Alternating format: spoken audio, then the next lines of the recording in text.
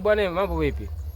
Bongo bwana, ukija kichwa unaweza ukapigwa za uso Hivi nani ambaye anamuelewa kiungo mshambuliaji wa klabu ya soka Simba kwa sasa Libase Gwe, namna ambavyo anavyocheza? Ni mchezaji mmoja ambaye kiukweli amekosa utulivu. Baada ya kupandisha kiwango chake anazidi kuporomoka kwa sababu ukiangalia anakuwa na papara sana anapokuwa na mpira. Yaani sehemu ya kutoa pasi hatoi pasi, sehemu ya kupiga hapigi. Anapoteza mipira kirahisi anacheza na jukwaa.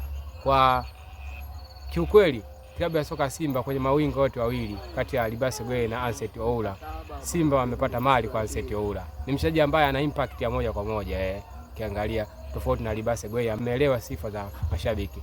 Kwa hiyo akiendelea kwa namna hii anaweza kaporomoka sana na watu wakamsahau kabisa. Mechi ya leo kama sio papara yake angeondoka na hat-trick.